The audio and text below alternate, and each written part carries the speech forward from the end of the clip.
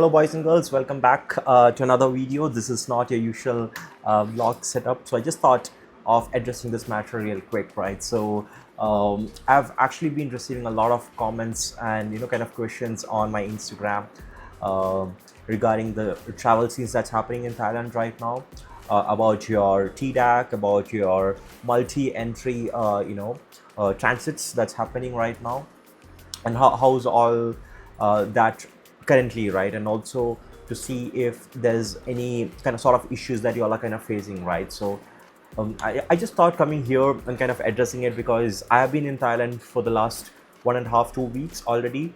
So the video is going to come shortly, but I've actually landed yesterday back at my home.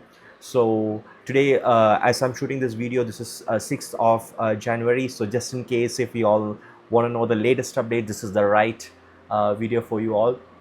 So first of all, the question that I've been getting is, do we need TDAC, right? So this is yes and no, because sometimes they ask you the TDAC form, sometimes they do not ask the TDAC form. So personally, to me, they haven't asked anything, right? So maybe because I have a lot of stamps on my passport, maybe because I've been traveling there frequently, because it's not the first time that I'm traveling Thailand the last 1 month, or let's say 1.5 months. It's my third time there, right? Both transiting and staying there, right? So no questions asked, but I'd highly recommend you all to have the TDAC form. If you do not have, you're gonna get in trouble. But still, TDAC is still easy because you have your Wi-Fi connected, and then you can just get that directly sorted, right, in the airport itself. And another question that I've been getting that is about your Thai baht, right? Should you carry Thai baht? 10,000 Thai baht, 20,000 Thai baht? What's the scene over there, right, in the airport? So I think this is a little, I'd say, depending on the person, or rather the mood of the immigration officer. So trust me, guys. So I have never been asked even a single Thai baht till date, and I've been traveling to Thailand for over 12 times, I'd say. No questions asked, nothing related to Thai bath. And I think it also depends the way how you carry yourself, guys. I know I may get a lot of hate on this, but as Indians, we all really need to up our, the way how we style and fashion ourselves. I'm not telling you to be, wearing branded clothes, or have some sort of very big you know gold jewelries or anything of that sort, but dress modestly, and at the same time make sure you are really presentable, right? And don't wear your sandals or slippers, guys, please. I know some of you may not be able to afford, I'm not really sure, I'm sorry for that, but I really would request you to please wear at least a shoe, just in case if you have.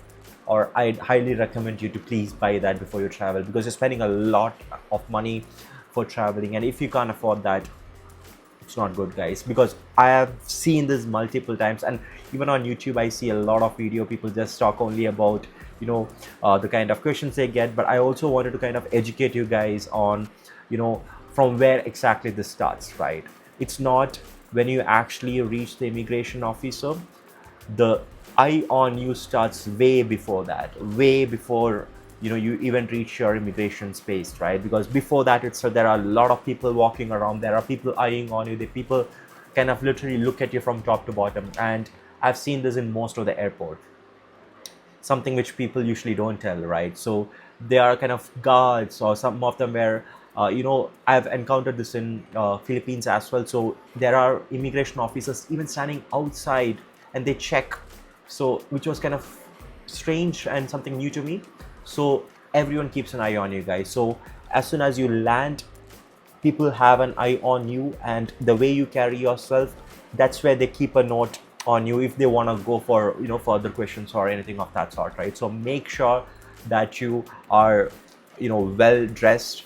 At least make sure you are presentable, right? That's the only request I have for you all, and then everything is luck, right? So that's what I would say, because I'm not saying I always dress so good, but at least I try to make sure that I love to kind of dress up and then go in the airport, so people don't kind of judge you or anything of that sort. I'm not telling people judge you all the time when you're in the airport, but I have been seeing everyone talking about Indians, right? I want to make a dedicated video about this separately if you all are interested, right? But then this is just for the Thailand stuff that's currently happening. So no questions, at least to me. I was transiting multiple times. I have two cases, guys. So I've been in Thailand. I've been staying here for some time, and at the same time, I've been transiting as well. And all this is right after the the new rule that came into the picture. So I want to give you two different scenarios there, right? So the first one is basically when you are transiting. So guys, they haven't asked me any Thai baht till date, but I would highly recommend to you all to have that extra Thai baht just in case if they ask. I did carry some, and I did have dollars and euros as well, but dollars and euros are not going to help you guys. You need Thai baht, literally Thai baht, right? And you may have 10 lakhs in your bank account, no one cares. They are gonna scrutinize you at the airport and ask you for the cash. With me, they haven't asked. So it's a random pick, guys. So they may ask you the way how you look, maybe based on that. I'm really not sure, but that's why I said make sure you are well dressed, well put out there. So you have that initial conversation, and make sure whenever you reach these counters, right, guys? I've never seen people making such videos. Maybe I think I need to kind of put this out there, the way how you need to kind of put yourself when you greet the immigration officer. Say hi, like ask how was your day, or probably like how's it going. 100% they, most of the time, they don't care. Sometimes they ask you how are you as well, but that leaves an impression. End of the day, they do know that you put some effort to check up on them, right? So make it easy, guys, right? So I think having that face is definitely gonna put you in trouble. So that's one thing that I really want to talk about. So make sure you have at least 10,000 baht if you are going as a solo traveler or as an individual. If you are staying for like 2-3 weeks, maybe, I don't know, maybe because I am a solo traveler, like you all know. So I travel on a budget. So even though I don't carry much cash, so I just try to use my the card that I have. But just for Thailand, I usually keep this cash, right? Because they keep changing the rules every time. And knowing the fact that they are in a war with Cambodia and the things that's happening currently, just make sure you abide by the rules, right? Another thing, if you're going with your family members, what's the difference, right? So let's say if you're going with your family, your wife, kids, girlfriend, boyfriend, whomever it is, right? Ensure that you at least have 20 to 25 or 30k Thai baht, right? Because that is really important, right? I've seen like families like 2 to 3 kids and a mom and a dad carrying 20k baht. That is still fine. I've seen like people say no, you need like 30 or 40k. That's still okay, guys. So just ensure that you have your tickets booked, like your stay. That's a big add-on, because sometimes you all think, right, we already booked all the stuff. We have your your Grab or any of your InDrive, all those things you have linked to your credit card. Why would you carry this cash, right? Sometimes you ask that to yourself, and why do you want to convert it, right? So I know. So just make sure you pre-book your all your hotel stays, so that if they ask you further questions, just take out that and show that you have already paid and you may not require so much money, right? Just say that they're okay with it, unless you don't have that sufficient money, right? When I say sufficient money, a family 20k, right? So that is it, and you need to just make sure that you convince them, right? It's all the way how you communicate, guys. And another thing, right, and I think that's for the both solo travelers and the families, right?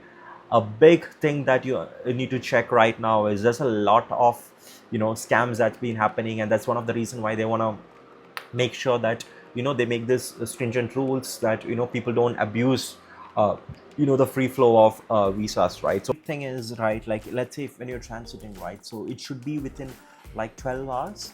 So that's a big thing that I've recently seen in their official embassy article that they have, right? So make sure you are within the 12 hours period. If not, you are kind of applicable, show all the documents, right? Like your currency, your TDAC, but just have your TDAC, guys, prior itself, your accommodation, all that stuff, if it goes beyond 12 hours, right? So I highly recommend you to kind of have that particular time frame in your mind whenever you are transiting or booking your transit flights. And if you're going from one terminal to another, or domestic or anything of that sort, all the rules are still applicable to you guys, right? So just keep that in mind, because I just thought I'll quickly touch that portion because that was a recent update from the Thai consulate. I've been doing is I've been transiting Thailand multiple times, guys. So I've been to so every time I travel within Southeast Asia, I land in Thailand first. So even after the recent rule that came in, right? So I've been doing that like 3 times. I've been to Malaysia via Thailand. I've been to Bali via Thailand. I've been to Philippines via Thailand. So 3 countries. Every time I was transiting, no questions asked.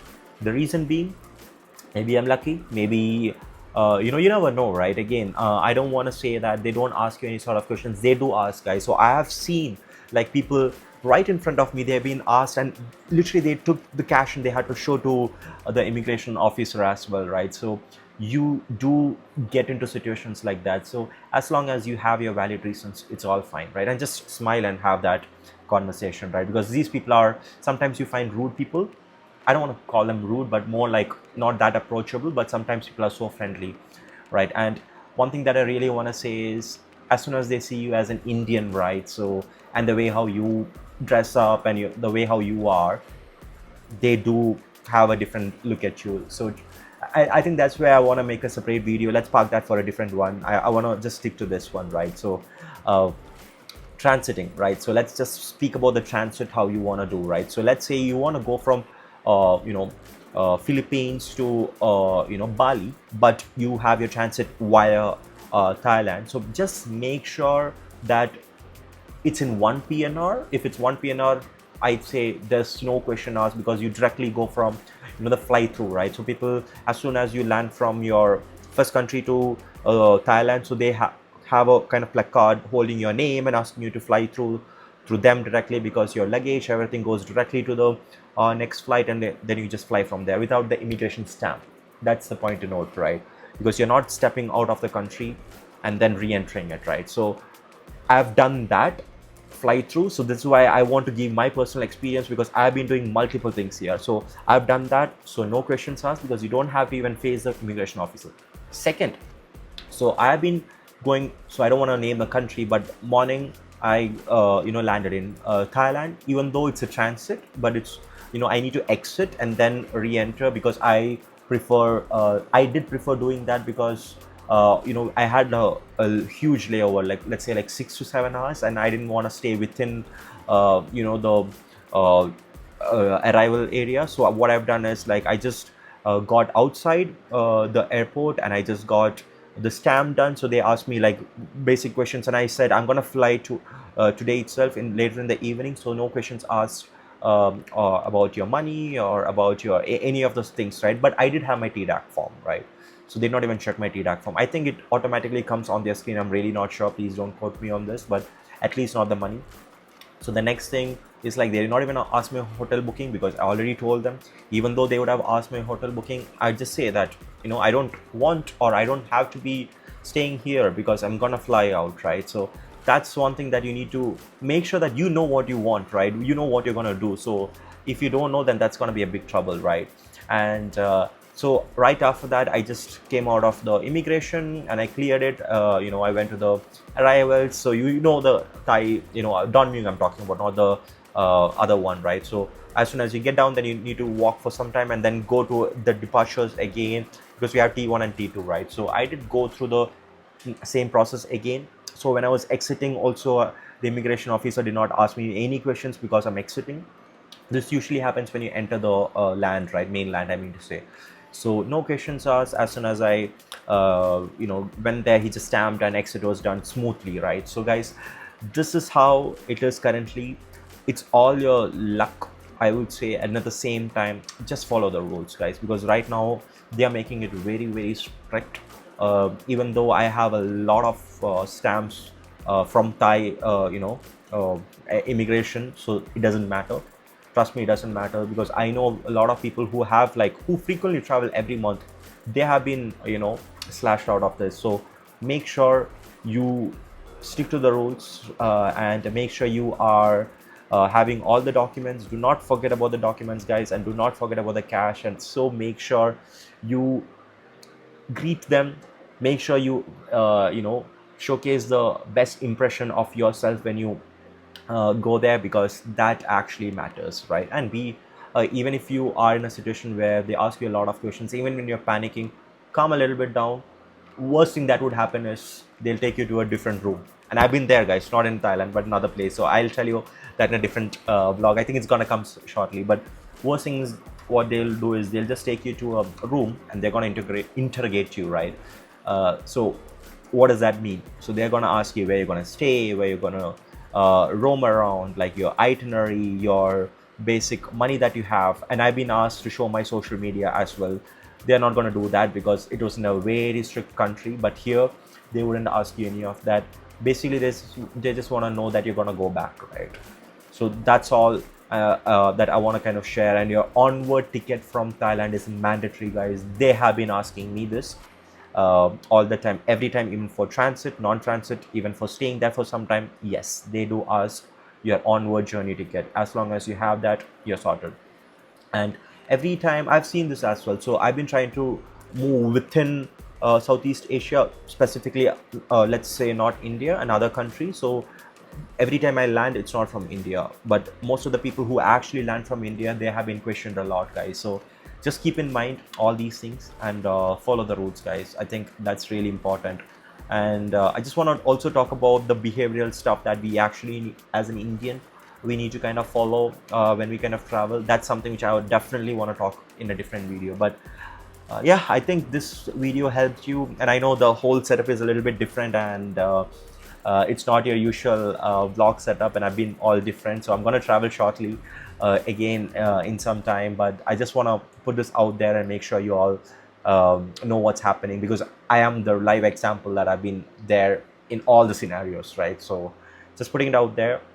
And if you have any questions, please reach out to me directly on my Instagram. It's going to be somewhere here or towards the end of the video, or just drop your questions in the comments, guys. I'm happy to help you all, because I have a lot of leads there in Thailand, and I have a lot of leads here as well, because all of my friends, the solo travelers, they have been doing this multiple times, and we are there to support you. And I'm here personally to help you out in any questions that you have, right? So personally DM me if you want anything.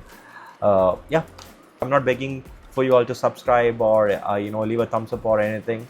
I just want this to be a useful video for you all, right? So until we meet next time, cheers, bye bye.